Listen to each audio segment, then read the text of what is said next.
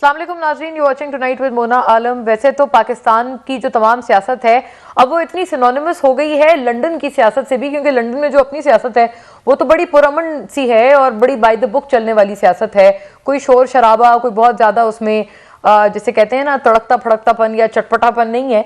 तो पाकिस्तान की सियासत लंदन में भी हावी नजर आती है। Having said that, Daily Mail में जो गुज़िश्ता कुछ बरस पहले एक आर्टिकल छपा था वजीर आजम, प्रेजेंट वजीर आजम और देन अपोजिशन शहबाज शरीफ साहब के खिलाफ, डेविड रोस उसके ऑथर थे, उनको अदालत में घसीटा शहबाज शरीफ साहब ने बिफोर ही assumed his office as the prime minister.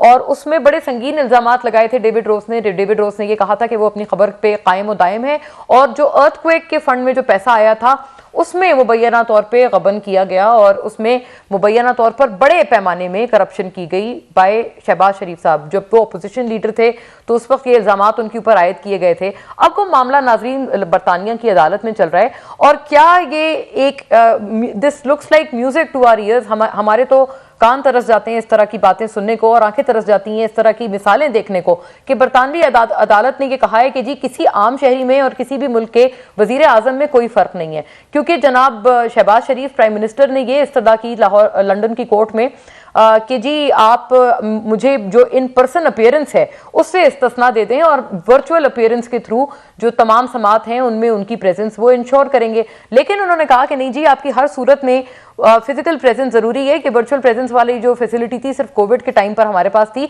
और हमारे लिए ख्वाह एक आम शहरी हो या किसी भी मुल्क का वजीर आजम हो, दोनों में कोई फर्क नहीं है। पाकिस्तानी अदालती निज़ाम अदल में कहा तो यही जाता है, लेकिन नाजरीन हम तो ये फार फ्रॉम रियलिटी क्यों लगता है, क्योंकि छुट्टी के दिनों भी अदालतें खुलती हैं, रात के 12 बजे भी अदालतें खुलती हैं, लेकिन कुछ जो प्रिविलेज्ड क्लास है उनके लिए तो खुलती हैं, लेकिन उसके अलावा जो नॉन प्रिविलेज्ड जो आम शहरी हैं क्या उनको भी इसी तरह की सहूलियात पाकिस्तानी निज़ाम अदल में मिलती हैं या नहीं मिलती? बड़ी क्लियर सी बात है और ये एक बहुत बड़ा सवाल हमारे ऊपर है। लेकिन लंदन की अदालत ने ये एक प्रेसिडेंट है जो कि पाकिस्तानी सियासत के केस में भी अपना एक प्रेसिडेंट उन्होंने हमारे लिए बहैसियत सीख छोड़ा है और बहैसियत एक सोच तलब बात छोड़ा है। इसके ऊपर भी नाजरीन आज रोशनी डालेंगे। पाकिस्तान तहरीक इंसाफ ने अपने रुकन असेंबली तो नहीं, उनकी पार्टी के रुकन को डिसओन कर दिया और उनको उनकी पार्टी रुकनीत को मुअत्तल कर दिया। जनाब मेजर रिटायर्ड खुर्रम हमीद रोखड़ी, ज़ाहिर मीडिया के सेंस में कोई बहुत सुना हुआ नाम नहीं है ये पीटीआई से। पीटीआई के अक्सर लोग, जब उनका एक इंटरव्यू हुआ कल हामिद मीर साहब के साथ जिसमें उन्होंने बड़े संगीन इल्जामात अपनी क़यादत पर लगाए और कहा कि जिन मेजर जनरल फैसल नसीर के हवाले से पीटीआई इतने संगीन इल्जामात लगा रही है, दरअसल पसे पर्दा उनसे मुलाकातें भी हो रही हैं और अपने अरकान को कह रही हैं कि जी जाएं उनसे मुलाकातें करें और कोई हमारी दाल गलाने में उनके साथ मदद करें। तो उनका ये कहना था अपने इस इंटरव्यू में कि जी ये एक तरफ ये बातें की जा रही हैं, दूसरी तरफ इतने संगीन इल्जामात लगाए जा रहे हैं और खान साहब पर कातिलाना हमले के बाद भी उनकी क़यादत की तरफ से उन्हें कहा गया कि आप जाकर वही मुलाकातों का सिलसिला आगे बढ़ाएं।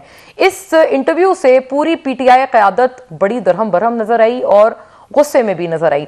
पीटीआई के अरकान ने एक तो उनको डिसोन किया, अपने रुकन को और डिसोन किया, लेकिन साथ साथ ये लेटर मैं नाजरीन को दिखाना चाहती हूँ जो कि पीटीआई ने ऑफिशियली ये रिलीज किया है और इस लेटर के मुताबिक उसमें ये लिखा है कि अब कभी भी मेजर रिटायर्ड खुर्रम हमीद खान रोखड़ी अपनी एक तो पार्टी मेंबरशिप से वो टर्मिनेट हो गए हैं और किसी ने भी अब उनको पीटीआई का कहकर मुखातिब नहीं करना, बल्कि मीडिया पर भी पीटीआई के इस लेटर के हिसाब से मीडिया ग्रुप्स पर भी खासी बरहमी का इजहार किया गया और कहा कि अगर किसी ने उनको पीटीआई के लीडर की हैसियत में बुलाया तो उस मीडिया हाउस के खिलाफ भी एक्शन लिया जाएगा।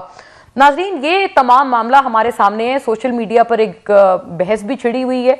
एक तरफ पीटीआई के अरकान कहते हैं कि जी ये जनाब कौन है, दूसरी तरफ पीटीआई के अरकान को आईना दिखाती हुई कुछ तस्वीर भी हैं, वो भी हम नाजरीन के सामने दिखाना चाहेंगे कि जिन तस्वीर में हम देख सकते हैं कि मेजर साहब जो हैं वो पीटीआई के अरकान के साथ एक कुर्बत अटैच करते हुए नजर आ रहे हैं। ये आप देख भी सकते हैं पीटीआई की लीडरशिप के साथ मुलाकातें और फिर ये कैसे कहना कि जी ये कौन है। सही है, हम मीडिया में शायद हमने उनको नहीं देखा as a PTI spokesperson, लेकिन ये कह देना कि ये रुकन भी नहीं रहे हैं पीटीआई के, ये सरासर ज्यादती है और इन तस्वीर के बाद तो खासी ज्यादती है। इसके ऊपर भी बात करेंगे। इमरान खान साहब का लॉन्ग मार्च रवां दवा है। इस्लामाबाद कब पहुंचेगा ये तो नहीं पता, लेकिन ये जरूर पता है कि पहुंचेगा जरूर। खान साहब ने ये भी कह दिया है अपने ट्वीट में, खान साहब की ट्वीट भी दिखाई जाए कि तमाम रुकावटें हटा दी जाएं क्योंकि अब जो लॉन्ग मार्च है वो अपनी मंजिल यानी इस्लामाबाद की तरफ रवां दवा हैं। जब ये रुकावटें आवाम के लिए दर्द सर बनी हुई थी तब ऐसा कोई हुक्म तो नहीं आया सामने बत्ती से, लेकिन जब अपना लॉन्ग मार्च है तो उसके लिए फौरी तौर पर रुकावटें हटाने का हुक्म पीटीआई चेयरमैन जनाब इमरान खान साहब की तरफ से जारी कर दिया गया। आप स्क्रीन पे वो ट्वीट भी देख सकते हैं। जाहिर है ये बात करते हुए हमें तकलीफ होती है, इसके ऊपर भी थोड़ी रोशनी डालेंगे आज की पूरी बहस में। फौरी तौर पे मैं गेस्ट्स का भी रुख करूंगी, but I am being told to take a break on this note. When we are back from the break फौरी तौर पे अपने गेस्ट्स का रुख करेंगे। Stay with us.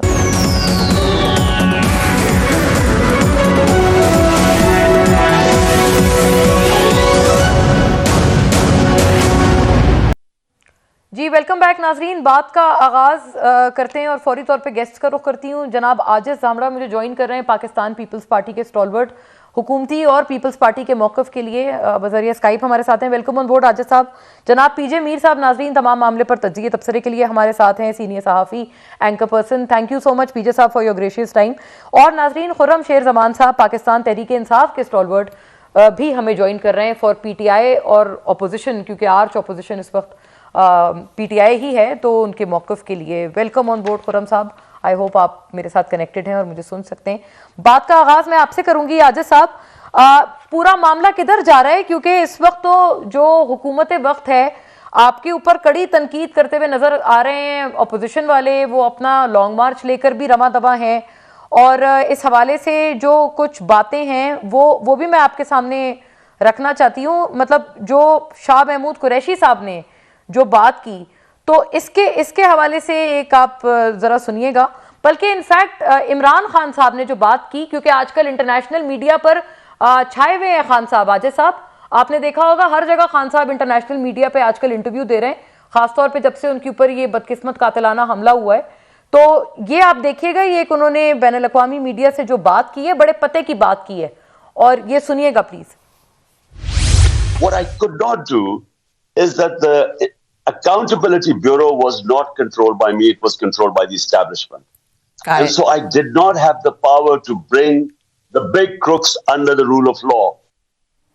जी आजिज साहब आपने सुना, बिग क्रुक्स, जिनसे उनकी मुराद जाहिर है पीपल्स पार्टी और नून लीग के जो उनके सियासी तमाम हरीफ हैं, जिनको वो कहते हैं कि दरअसल असल जो कौम के मुजरिम है वो ये हैं। इनको वो इस वजह से इन कौमी मुजरिमों को वो कहते हैं खान साहब कठेरे में नहीं ला पाए, क्योंकि नैब तो उनके अंडर था ही नहीं, वो तो एस्टेब्लिशमेंट के पास था। बिस्मिल्लाहिर्रहमानिर्रहीम। देखें खान साहब की सियासत के जो रंग निकल रहे हैं उस पे किस किस चीजों पे आप बहस करेंगे और बात करेंगे और तबसरे करेंगे। एक तरफ ये खान साहब हैं जिन्होंने कहा था कि नैब मेरे दोस्तों को तंग कर रहा है, 2019 का ये बयान था, और कराची के अंदर उन्होंने एक बिजनेस कम्युनिटी से बात करते हुए ये बात की थी कि नैब जो है वो मेरे दोस्तों को तंग कर रहा है। और इस्लामाबाद पहुंचते ही उन्होंने आर्डिनेंस जो है वो मजबूरन आर्डिनेंस एक लाया था, तो नैब तो अपना काम कर रहा था, आप उस बीच में आर्डिनेंस लेके आने की जरूरत क्या पड़ी थी, ये खान साहब जवाब देने के लिए तैयार नहीं है। और जहां तक आपने कहा कि वो छाए हुए हैं इंटरनेशनल मीडिया पे, तो इंटरनेशनल मीडिया जब उनसे ये सवाल कर रही है कि जिनके बारे में वो कहते हैं कि ये 3 लोग हमले की साजिश में शरीक हैं, इंटरनेशनल मीडिया उनसे ये सवाल करती है कि आपका सोर्स क्या है, आपको मालूम कैसे हुआ कि फलां शख्स जो है वो आपके ऊपर हमले में मनसूबाबंदी में शामिल है। तो खान साहब गोल मोल जवाब दे देते हैं और कोई जवाब देने के लिए तैयार नहीं है। जहां तक आपने लॉन्ग मार्च का नाम दिया, तो मैं तो कह रहा हूँ ये पिकनिक मार्च है। वो एक गोली जो शू करके ऊपर जाती है नीचे से, फिर नीचे आती है, फिर जख्मी कर देती है। इनका एक मौक़िफ़ है कि 2 गोलियां लगी हैं, पहले। आजिज साहब वो लोग तो कहेंगे कि आप लोग उनके ऊपर इतना संगीन हमला हुआ, आप लोग उसका मजाक उड़ा रहे हैं, तो वो तो यही बात करेंगे कि जी जब अगर आपके ऊपर खुदा ना खास्ता इस तरह का कोई अगर हमला हो, या आपका कोई रहनुमा लीडर आपकी जमात का अगर इंजर हो जाए, तो अगर आप ये बात करें तो वो तो कहेंगे भाई इनसेंसिटिविटी हो रही है, और आप ये बहुत जाती नौयत की तनकीद कर रहे हैं अपने मुखालफिन पर। पीजे साहब मैं आपकी तरफ आती हूँ, ये लंदन की अदालत में जो मामला चल रहा है, एक तो ये बताइएगा, अब सुनने में आ रहा है कि प्राइम मिनिस्टर शहबाज शरीफ और वो जो डेली मेल वाली पार्टी है उनके दरमियान कोई ऑफ द कोर्ट सेटलमेंट की भी तवक्को है, लेकिन लंदन की अदालत ने रियायत नहीं दी है प्राइम मिनिस्टर ऑफ पाकिस्तान को जाती हैसियत में पेश होने से। अब ये मामला किधर जाएगा, आपके इनसाइडर्स क्या कहते हैं? क्योंकि वो तो कहते हैं हम अपनी खबर पर पक्के हैं, और संगीन इल्जाम उन्होंने लगाया कि जी अर्थक्वेक फंड से पैसा जो है वो गबन किया गया था। देखें, जो कि डेली मेल हो गया, डेली मिरर हो गया, संडे टेलीग्राफ हो गया, टाइम्स हो गया, ये जो न्यूज़पेपर्स हैं ये बहुत तकड़े होते हैं और ये कभी भी न्यूज़ वो पब्लिश नहीं करते जब तक इसकी वेरिफिकेशन ना हो। ये लॉ है, क्योंकि उनको पता है कि इनको बहुत सीरियस डैमेजेस क्लेम कर सकते हैं लाइबल के इन द ब्रिटिश कोर्ट्स। तो नेचुरली उन्होंने अपना होमवर्क किया होगा। अब जब हमें रिपोर्ट आई, आप हम सबको आई कि जी वो तो केस बिल्कुल ठीक नहीं था एंड खराब था, अब वो केस आपके सामने दोबारा वो इमर्ज कर गया है और उस में जो अभी जजमेंट आई है वो एक बड़ी एक स्पेशल जजमेंट होती है, उसे कहते हैं अनलेस। तो अनलेस जजमेंट जो होती है उसमें वो आपको बताते हैं कि unless you give us all the your side of the story, proofs and हर चीज, तो तब हम इसकी जजमेंट देंगे, वरना will throw the case out, which means you'll have to pay costs, you'll have to pay legal costs and so on forth। ये आपका होगा। अब बात आती है यहाँ के एक टसल चल गई है, ये दिसंबर में ये इसकी एक्चुअल रेजोल्यूशन निकलेगा, लेकिन आपने जो बात कही है, अगर तो आपने अपने कोर्ट केसेस के जो कॉस्ट्स हैं वो कम करने हैं तो आउट ऑफ सेटलमेंट ये होगा। उसके अलावा इसके अंदर बहुत सीरियस आप कह लो कि फाइनेंशियल रिपरकशंस होंगे एक पार्टी को।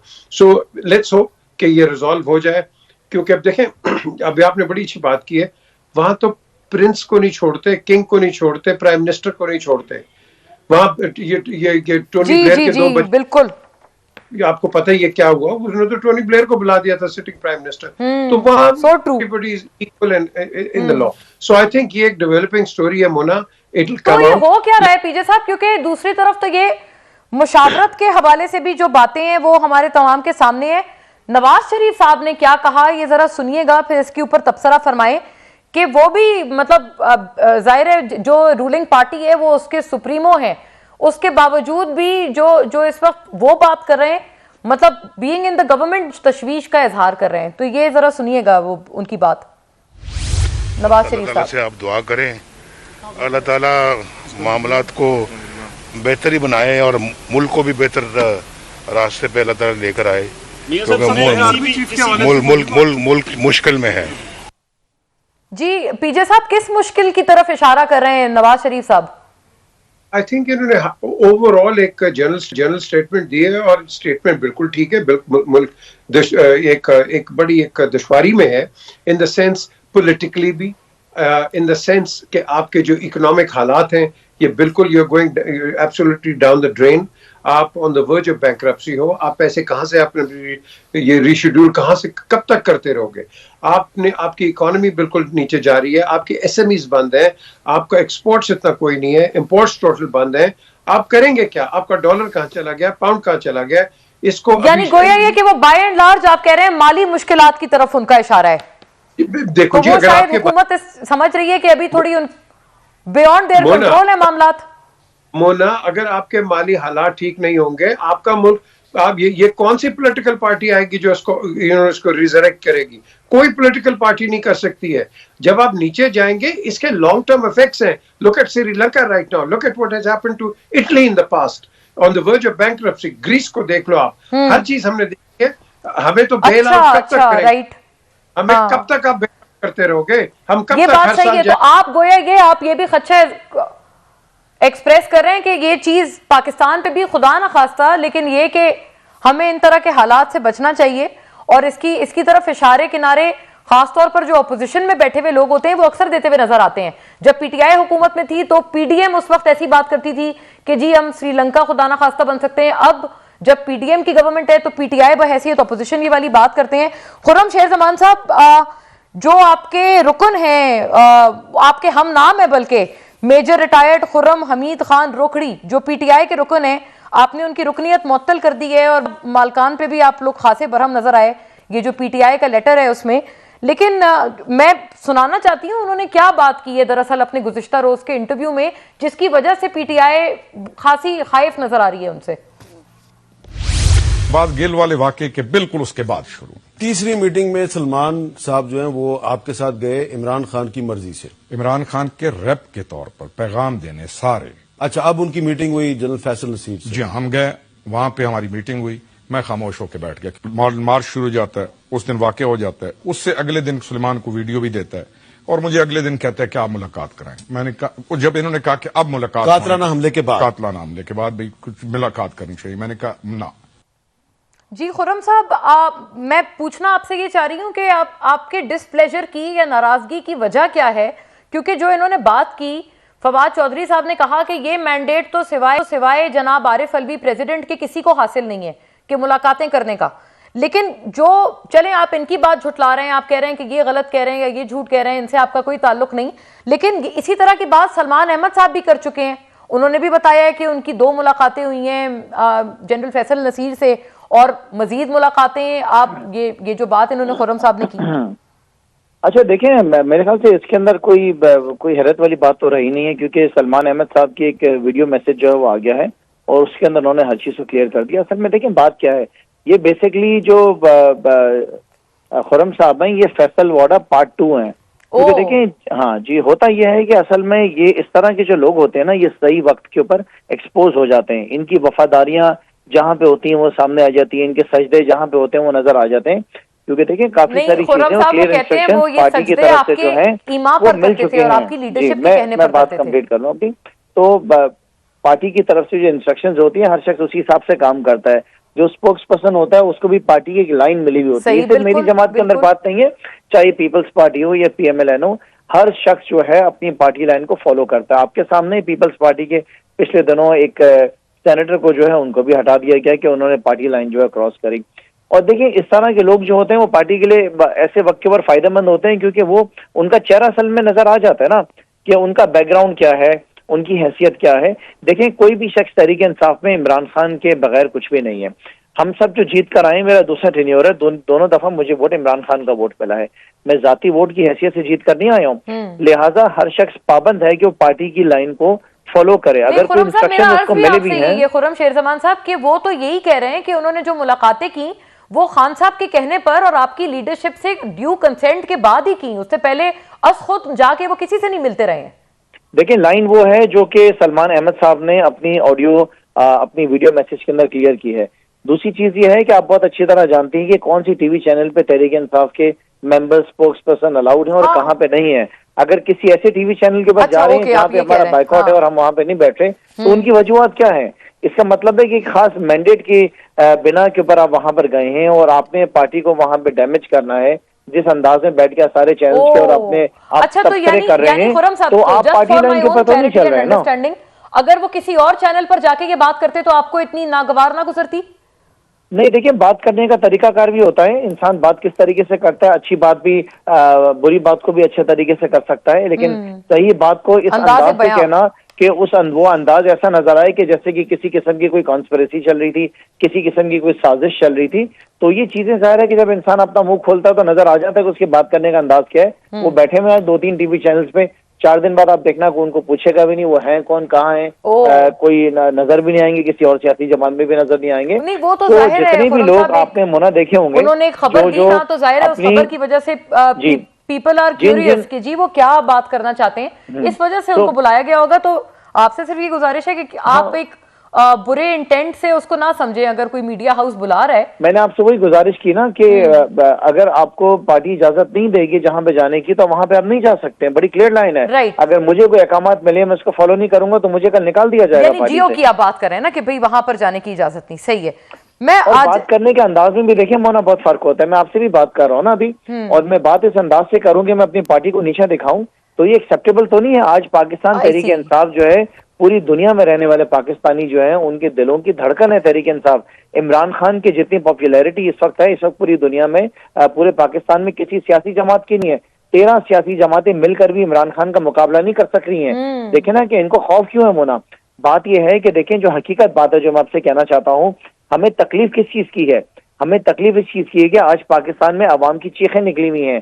आज पाकिस्तान के हर घराने में, चाहे मोना आपका घर हो चाहे मेरा घर हो, आप अंदाजा लगाएं बिजली के बिल कहाँ चले गए, पेट्रोल के पैसे कहाँ चले गए, डीजल कहाँ चले गए, आपका स्टॉक एक्सचेंज उस पर ताले लग गए हैं, आपका डॉलर जो है वो कहते थे कि नीचे आ जाएगा, उसका क्या हुआ? पहले मिफ्ता ने बर्बाद किया, बेसाखदार आके बर्बादी के लिए हमारे आगे सर के ऊपर बैठ गया है। जरा बात को आगे ले चलती हूँ, आजिज साहब से पूछती हूँ, आपने काफी सारे गिले बताए हैं और जाहिर है काफी वैलिड पॉइंट्स भी आपके हैं। मैं आपको बस एक बात क्लोज कर रहा था, मैं बस क्लोज कर रहा था, आपसे जरूर आजिज साहब के जाइएगा। दूसरी बात मोना ये है कि देखें, हम कोई अनहोनी बात नहीं कर रहे हैं। अगर एक शख्स है जो कि पाकिस्तान की सबसे बड़ी सियासी जमात का लीडर है, उसके ऊपर कातिलाना हमला हुआ है, तो क्या उसका राइट नहीं बनता है कि जो वो डिमांड्स कर रहा है वो पूरी की जाए?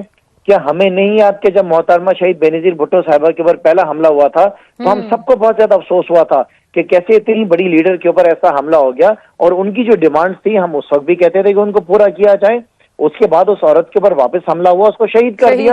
आज वो दुनिया के अंदर नहीं है। हमें दुख है इस बात का, हमें गम इस बात का। तो क्या चाहती है आवाम? ये बाकी सियासी जमातें क्या चाहती हैं? इमरान खान के साथ भी वही हो, इमरान खान के साथ भी वही हो, जो अल्लाह ना करे मेरे मुंह में खाक जो बेनजीर के साथ हुआ है। तो हम उस वक्त भी तकलीफ में थे, हमें आज भी तकलीफ है। हम एक्सपेक्ट करते हैं कि जो हमने अपने इज़ार मोहतरमा के साथ रखे थे, तो आजिज साहब मैं आपकी तरफ लाती हूँ ये वाला मामला। आजिज साहब, आपने सुना खुर्रम साहब कह रहे हैं जब बेनजीर भुट्टो शहीद पर हमले हुए थे तो वो तब भी तकलीफ में थे, जबकि आप तो अभी इससे पहले वाले अपने रिमार्क में कह रहे थे कि वो गोली, आप उनकी गोलियों का मजाक उड़ा रहे थे कि वो पता नहीं इधर ऊपर से गई और नीचे से निकली और इस तरह से वगैरह वगैरह। और महंगाई के हवाले से भी उन्होंने अपने वही गिले किए हैं कि जी आप महंगाई की हालत देखें, गवर्नेंस की हालत देखें, और आप क्या कर रहे हैं? आपका तमाम तवज्जो इस वक्त 13 पार्टीज का सिर्फ और सिर्फ पीटीआई को नीचा दिखाने में नहीं है। गवर्नेंस, मईशत, ये आपकी प्रायोरिटीज में है ही नहीं। देखिए मुन्ना, पहली बात तो इन्होंने ये की, जो आपने इनसे मेजर खुर्रम की बात सुनवाई, तो इन्होंने कहा कि इस तरह के लोग जो है वो इस तरह होते हैं। मुझे ये इनकी पार्टी का मामला है, मुझे इनसे कोई इख्तिलाफ नहीं है, मगर इशू ये है अखलाकी कि दूसरी पार्टियों के लोग अगर अपनी पार्टी पे तनकीद करें, वो इनके हीरो हैं। सोशल मीडिया उनको हीरो करार देती है कि आपने अपनी पार्टी से बगावत कर दी। अपने लोग इनके ऊपर बात करें तो उनमें कम से कम हमने अपने सेनेटर खोखर साहब के ऊपर, हमारे कारकुनों ने उनकी फैमिली के ऊपर तनकीद नहीं की। आपने अपने ऊपर वो टीवी पे क्या करा है कि वो उनके बच्चों के ऊपर पीटीआई की जो गालिम गलोच ब्रिगेड है उनकी फैमिली को जो है तनकीद कर रहे हैं। उन्होंने क्या कसूर किया? अच्छा, आजिज साहब, नहीं, फैमिली पे किसने तनकीद की? ये जरा क्लैरिटी दीजिएगा। फैमिली पे तनकीद मेरी नजर से नहीं गुजरी। मैं जरा ब्रेक लेती हूँ, मुझे कहा जा रहा है, वापस आती हूँ। इस बात को आप इलैबोरेट कीजिएगा। आप बिल्कुल ब्रेक, आप मजीद इसके ऊपर रोशनी डालिएगा कि फैमिली पर तनकीद कब हुई। आफ्टर द ब्रेक नाज़रीन।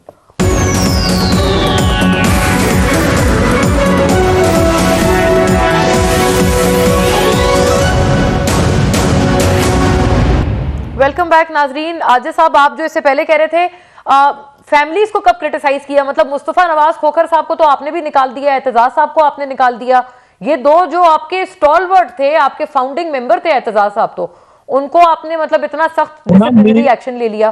फैमिली की क्रिटिसिज्म कब हुई? मैंने यही कहा। देखिए, पहली बात तो मैं आपको दुरुस्त करूं कि हमने मुस्तफा नवाज खोखर साहब या एतजाज हसन साहब को पार्टी से नहीं निकाला, अभी तक नहीं निकाला। मुस्तफा नवाज खोखर साहब ने सेनेट चेयरमैन को, जी, मैंने इसीलिए अपने फिर अगले जुमले में यही बात की है, डिसिप्लिनरी एक्शन जी। और दूसरी बात कि हमने उसको, आपने जो कह रही है ना कि फैमिली पे किसने कहा है कि तनकीद हुई है, आप कल के जो हामिद मीर साहब का जो जियो पे प्रोग्राम है मेजर खुर्रम का, वो देखें, वो कह रहे हैं, वो कंप्लेन कर रहे हैं कि उनके बच्चे जो स्कूल में पढ़ते हैं उनके क्लास फेलोज ने उनको वो सोशल मीडिया की स्क्रीनशॉट दी हैं कि आपके अब्बू ने ऐसा क्या कर दिया है जो वो गालियां खा रहे हैं। मतलब इस तरह की सियासत। अच्छा, जो आप कह रहे हैं कारकुनान ने तनकीद की है फैमिली पे, जो उनके सपोर्टर्स हैं ना पीटीआई के, जो है खुद कंप्लेन कर रहे हैं। मैं नहीं कह रहा, मैं तो कह रहा हूं कि मुस्तफा नवाज साहब अल्लाह ना करे कि पार्टी भी छोड़ जाएंगे, मगर मुझे उनके लिए एहतराम होगा। मुझे अभी भी खुर्रम शेर जमात साहब के लिए भी एहतराम है, सियासी मुखालफत होने के बावजूद एहतराम है जाती तौर पर, मगर इस तरह की होना चाहिए वो तो।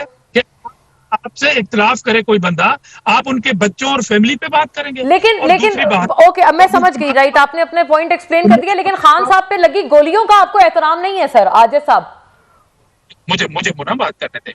मैं तो कह रहा हूं मुझे एहतराम है, मुझे मेरे कायद ने मुज़म्मत की है, सरदारी साहब ने मुज़म्मत की है कि खुद उस हमले को मशकूक बना रहे हैं कि हेल्थ मिनिस्टर इनकी कह रही है कि 2 गोलियां लगी हैं, आपकी मीडिया क्लिप दिखा रही है ना, खान साहब ने पहले कहा कि जी 1 गोली लगी है, बाद में इनको 4 गोलियां लगी हैं और कैंसर हॉस्पिटल में उनका इलाज हो रहा है। चलो इनकी मर्जी, वो कहाँ भी इलाज करवा लें। और दूसरी बात, जो बेनजीर साहबा के ऊपर हमला हुआ था, उस टाइम हमारे बदतरीन मुखालिफ जनरल मुशर्रफ की हुकूमत थी और वहां पर तमाम एविडेंस को उसी टाइम खत्म कर दिया गया। पंजाब सूबे में जिस स्पॉट पे ये हमला हुआ है इमरान खान साहब पे, आपके इंटीरियर मिनिस्टर अपनों को मरहूम है सेनेटर रहमान मलिक, अल्लाह उनके बख्शे, उन्होंने भी तो क्राइम सीन साफ करा दिया था ना। वो कहाँ थे उस टाइम? वजीर दाखिला कहाँ थे? जनरल मुशर्रफ थे ना, वो तो जनरल मुशर्रफ थे। रहमान मलिक साहब वजीर दाखिला थे कि जनरल मुशर्रफ वजीर दाखिला थे? नहीं, वजीर दाखिला रहमान मलिक साहब कैसे होंगे? उस टाइम जनरल मुशर्रफ की हुकूमत थी। मैं 2007 की बात कर रहा हूँ। अच्छा, नहीं, आप उसकी वो करें, मैं बात का कह रही हूँ कि जब उसके बाद उन्होंने क्राइम सीन तो साफ हो गया था ना, वो तो उसमें रहमान मलिक साहब, बाबर अवान, इन 2 लोगों के भी तो नाम आए थे ना। नहीं, मैं आपको क्लियर करना चाहता हूँ, उस टाइम हमारी गवर्नमेंट ही नहीं थी। रहमान हाँ, आई नो, 2007 में, मैं यही कह रही हूँ, 2007 में बिल्कुल आपकी गवर्नमेंट नहीं थी, उसके बाद आप लोग इलेक्शन जीते हैं ना। मैं एक सवाल ये कर रहा हूँ कि उस टाइम हमारे बदतरीन मुखालिफ की हुकूमत थी और अब की हुकूमत जो है पंजाब में, वो किसकी है? हाँ, ये बात वैसे लेजिटिमेट है, ये तो इनकी अपनी गवर्नमेंट है, लेकिन वो कहते हैं उनके बस में नहीं है, उनकी हुकूमत किसी और के ईमा पे चल रही है। और पंजाब पुलिस किसके अंडर है? आप गवर्नर हाउस के दरवाजों पे आग लगा रहे हैं, गुस्सा आप कर रहे हैं हुकूमत के ऊपर। कौन सी फेडरल एजेंसी थी जो उस टाइम इमरान खान की सिक्योरिटी प्लान की इंचार्ज थी वहां पर? क्या वहां पर कोई रेंजर्स थी, एफसी थी या आर्मी के जवान थे? और ये कह रहे हैं कि आईजी की वर्दी पे लानत डाल रहे हैं शामूल कुरैशी। जब बीबी शहीद हुई उस टाइम पाकिस्तान जख्मी था, हमारे कारकुनों ने भी बड़े जज्बाती नारे लगाए थे, मगर बावजूद हमने ये नहीं कहा कि एटम बम गिरे पाकिस्तान के अंदर, हमने कहा था पाकिस्तान खपे। ये फर्क है इनमें और हमारी सियासत में। आज भी एफआईआर ये अपने सूबे के वजीर आला के अंडर नहीं कटवा सकते। हाँ, ये बात आपकी सही है, लेकिन वो यही कह रहे हैं कि भाई हमें तो पता ही नहीं कि किसके तहत काम कर रहे हैं। वैसे ये अच्छा एक्सक्यूज आपने बनाया हुआ है खुर्रम साहब, अगर आप हमारे साथ हैं इस पे जवाब जरूर दीजिएगा। जो चीज आपके कंट्रोल से बाहर होती है, आप कहते हैं ये तो हमारे पास था ही नहीं। अब नैब के बारे में भी आप यही बात कर रहे हैं, इससे पहले ये पंजाब गवर्नमेंट के बारे में भी आप यही कह रहे हैं कि वो जी पता नहीं किसके ऑर्डर्स मान रहे हैं। तो ये बड़ा आसान सा एक्सक्यूज नहीं है सर, जो पीटीआई बार बार अपने लिए यूज करती है। और वो कह रहे हैं उन्होंने कोई जलाओ घिराव नहीं किया था जब बीबी शहीद हुई थी, बल्कि उन्होंने सब्र का पैगाम दिया था। आप लोग ऐसा नहीं कर रहे। अब देखिए, मैं जो है खातून नहीं है दुनिया में, और जो कुछ उस दिन हुआ ज़ाहिर है उसको सबका ही दुख था इस बात को, उस बारे में मैं बात नहीं कराऊंगा। ये कह रहे हैं जलाओ गिराव नहीं हुआ, आपके सामने की क्या हुआ। जी, कराची में तो बदतरीन जलाओ गिराव खास तौर पे। असल में बात यह है कि ये बात तो कह देना बहुत आसान है, इन्होंने कह दिया कि पाकिस्तान खपे का नारा लगा। पाकिस्तान तो ये पूरा खप गए, बचा कहाँ? पूरा ही खप गए। आप अंदाजा लगाए ना कि बचा क्या, छोड़ा क्या। सूबे सिंध का हाल तो देखें जहाँ पे इनकी हुकूमत है, मतलब अंदाजा लगाया मोना कि पीने का पानी नहीं है सूबे में, बच्चों के स्कूल में तालीम नहीं है, अस्पताल में इलाज नहीं है, कुत्ता काट ले तो रेबीज की वैक्सीन नहीं है, एड्स से जो है वो लड़काने में लोग जो है वो मरे जा रहे हैं, यहाँ पे सफाई सुथराई का निज़ाम नहीं है। इलेक्शन यहाँ पे बल्दियाती इलेक्शन होने थे, यहाँ से पुलिस इन्होंने भेज दी इस्लामाबाद, बहाना बनाया सैलाब मुतासरीन की मदद कर रहे हैं, फिर ये कहते हैं पाकिस्तान खपे। तो पाकिस्तान खपे में तो इन्होंने इतना खप लिया कि माशाल्लाह आप देखें तो जो इनके एमएनए एमपी मिनिस्टर आज वो अरबोंपति हो गए। मोना अरबोंपति